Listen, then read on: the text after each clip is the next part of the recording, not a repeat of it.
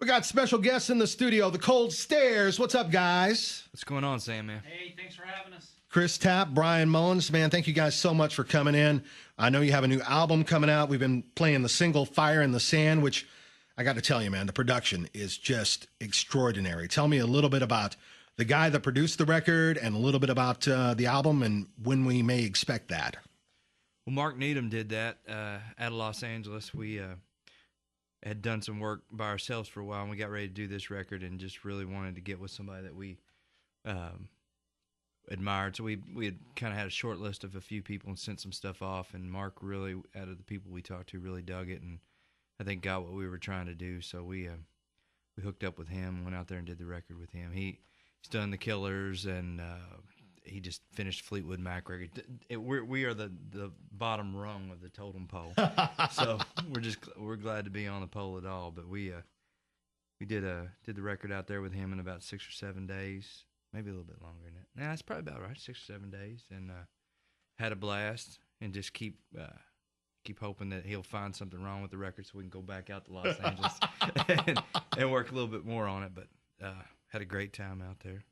Because you guys are a two-man band, does that make recording any different, than if you had more players, in the group? I mean, I know you guys perform live, and really people are really amazed about how big the sound is when you guys play in concert. So how was recording that process? They're kind of two different animals at this point. We figured out an album and a half ago that maybe it's better to approach them differently. Chris always played bass on the records before in Oregon, and 99 other things that he plays. But it just gave us more mixing options later. As much as we'd love to set up in a room and throw down like we do live and have that be a fantastic album, it's somewhat limiting. So we did have a couple of session bass players come in this time around. Chris probably wants to talk about some of the slide work that the players did. Yeah, I mean, we had it's our issue has always been that people say you sound better live than what the record sounds like prior to this. So when we went in to do the record, it would be a great thing for people to go, hey man, the record sounds good. You don't sound as good live. So we want to make the best record we can while we're in the studio. So we did. We did the initial tracks, and we had people come in. We had Chris Chaney from Jane's Addiction play bass on a lot of it. We had Greg Leash from Eric Clapton's band play slide on a couple songs. And so it was like this. Our tendency is to go, oh no, we want to do it ourselves. And so we would say, Mark would say, well, I think we should try bass on this. And I'm like, well, I can do that. Or who else? And oh, the guy from Jane's Addiction is a couple houses down. We'll have him come over. And so what do you say? You're not like, okay, well, I can smoke that dude. So you're like, that's great, have him come in. So it's just Los Angeles in general, just the talent pool and the people that are out there is so much different than even Nashville as far as the bands and the acts that we like. So, it was great. It was great to have those guys come in. And it was also validating for those guys to come in and say, man, that's a really cool track. Then this is fun to, Chris played on, the guy from Kurt Schneider. Kurt Schneider played bass on Fire in the Sand. He was freaking fantastic. But it was great to have those guys come in and a lot of them said, hey man, we're doing a lot of session work. We're not doing a whole lot of rock. This is really cool because just the alternative rock scene out there is so keyboard heavy and just not a lot of guitar stuff right now. So it was great and good to hear all that too. Talk a little bit about when you perform live, how do you play bass and guitar? I mean, there's obviously, a method to the madness being with just a duo. I know you guys fill it up really well. For those who have not seen you, how do you make it happen? Well, Brian covers an immense amount of stuff on the drums. He knows the spots that I'm going to be.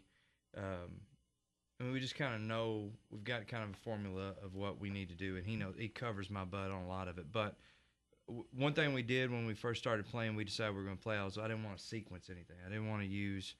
We didn't want to play the tracks. We didn't want to have in-ear stuff. So I wanted to figure out a way to do the bass along with the guitar, and I just came up. I have a program on a computer that really changes the guitar tone into a bass tone before it hits the bass amp. So it really sounds like a bass. It doesn't. I tried octave pedals and some different stuff, and none of that just really sounded like a bass. And it's still limiting because I can't chord on the bass. Whenever I've got a guitar amp that stays like a normal guitar amp, a second guitar amp that goes 1 octave down, and then the bass amp, which is 2 octaves down, but runs through all the simulation in the computer before it hits the amp.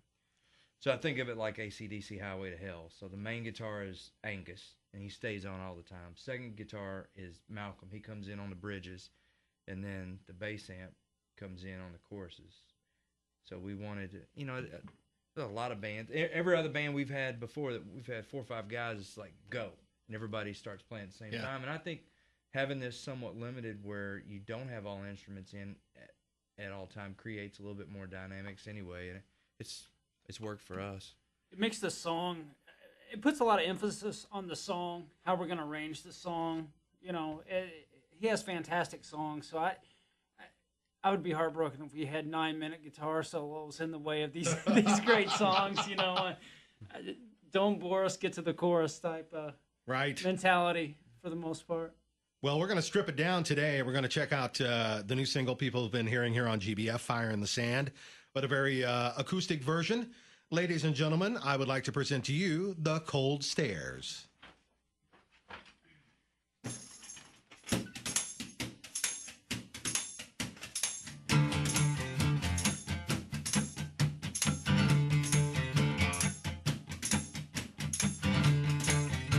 Good God Almighty, say, let them bought themselves an airplane. Look what they done to your backyard, boy. Rolled through like a hurricane. Snakes in the kitchen floor. They got the hand in your pocketbook. They got the profit on prime time. With a mouth full of dirty looks. Got myself a simple plan, alright. Let's have a fire in the sand. Got myself a simple plan, alright.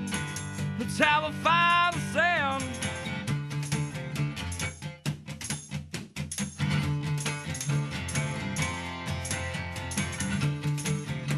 Good God Almighty, look what they done to your hometown boy. You got your mama in a blindfold, in the back room folding clothes. Snakes in the kitchen floor. They got the hand in your pocketbook. They got the profit on prime time. With a mouth full of dirty looks. Got myself a simple plan, alright. Let's have a fire in the sand. Got myself a simple plan, alright. Let's have a fire in the sand.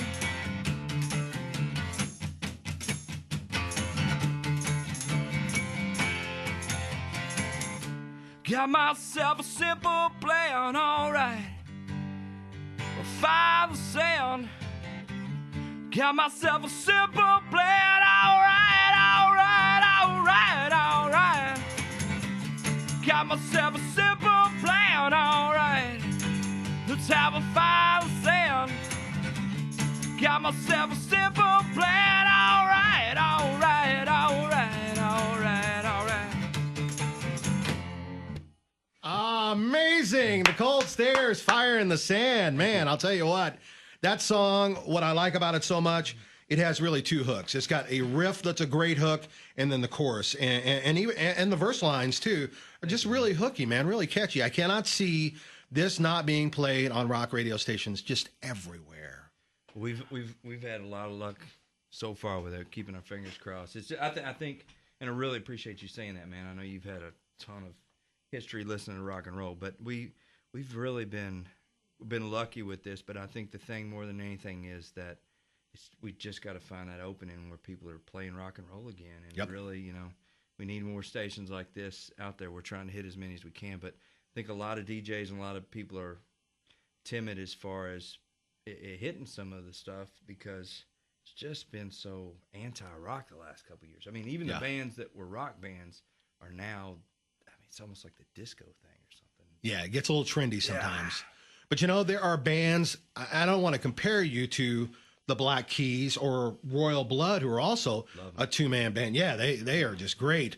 But there is that sort of, stripped down, sort of retro, kind of just good rock and roll sound, I think, out there. And people are starting to gravitate towards that, like you said. I think that's coming back in a big way. Yeah, I love Royal Blood. I'm not. It seemed like that last Black Keys record is a disco record. I hate to slam anybody. I like not as rock as El Camino, man. That's for sure. No. And I'm a big fan of Queens of the Stone Age and those type bands, and you just need some more of that, I think. Chris Tapp, Brian Mullins, the Cold Stairs. Tell us when we could expect this album to be released. It's probably looking like February, and, Okay. and they wanted to hold off on the single. And we were touring this summer. We've been out to Colorado and hit all these.